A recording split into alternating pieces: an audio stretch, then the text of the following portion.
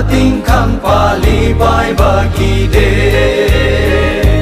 Lay magabu pabada Jisu na maheli Hai ningay leita na mahelida Ibung odi lay buheli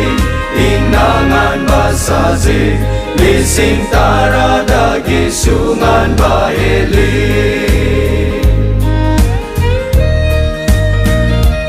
Lay namdu na kau hali Awa may chapumba Jisu na papki may chapumba kopi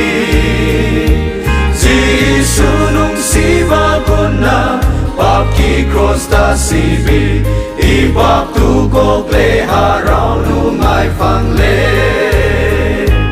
Lay magabu pabala Jisu na maheli Hai ningay leita na mahelida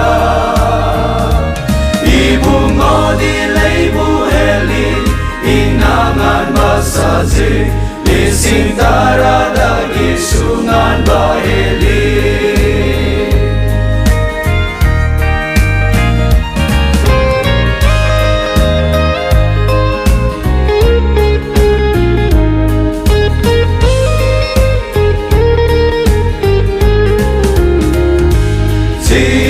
Sukata dogloy ay gipun si chupa Taza na Prabhu taugal tau ba dogloy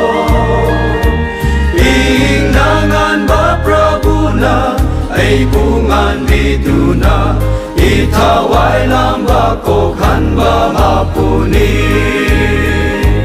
Lay magabu pabada Jisu na maheli Hai ningay leita na mahelida Ibung odi lay buheli Inangan basazi Lising tarada gisungan baheli Ibung odi lay buheli Inangan basazi Lising tarada gisungan baheli